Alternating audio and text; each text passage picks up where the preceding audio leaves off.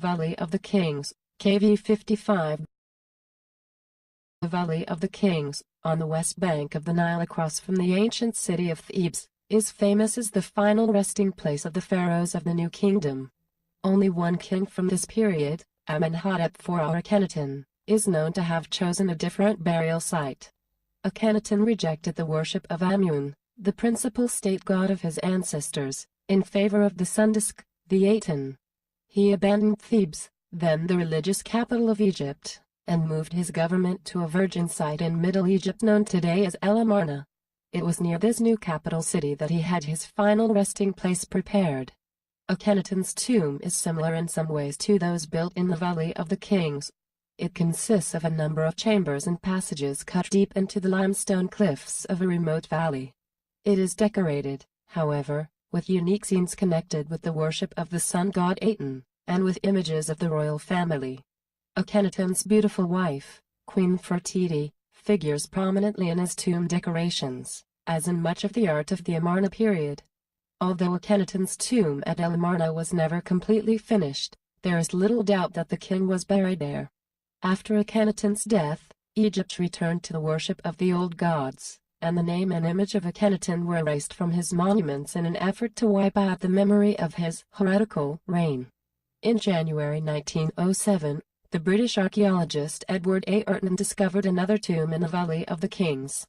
This tomb, KV55, is located just to the south of the tomb of Ramesses IX, very close to the famous tomb of Tutankhamun.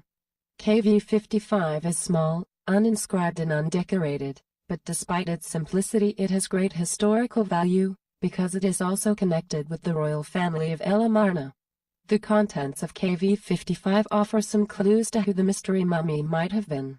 Although the tomb had been badly damaged over the centuries by floods that periodically inundate the Valley of the Kings. Apart from the coffin containing the mysterious mummy, the most spectacular objects were panels from a gilded wooden shrine that had been built to protect the sarcophagus of Queen Tiye, the mother of Akhenaten. Originally, the shrine had borne the name and image of Akhenaten along with that of the queen, but these were erased in ancient times. Other objects from KV55 included small clay ceilings bearing the name of Tiye's husband Amenhotep III, and Tutankhamun, who may have been her grandson. There were also vessels of stone, glass and pottery, along with a few pieces of jewelry, inscribed with the names of Tiye, Amenhotep III and one of Amenhotep III's daughters, Princess Setamun. 4 magical bricks made of mud were also found in the tomb, stamped with the name of Akhenaten himself. A beautiful set of calcite canopic jars made for Akhenaten's secondary wife Kiye rested in a niche carved into the southern wall of the burial chamber. In addition, they found carpenters' and sculptors' tools, furniture, models, scarabs and seals, sculpture, tomb equipment, vessel stands, vessels, warfare and hunting equipment, and written documents. The cartouches on the coffin might once have held the key to the identity of the KV55 mummy. Even without them, however, many scholars have felt that the remaining inscriptions, which include titles and epithets, might reveal the identity of the coffin's owner. The great linguist Sir Alan Gardner argued that the titles showed that the coffin had been made for Akhenaten, and that no one else could have been buried in it.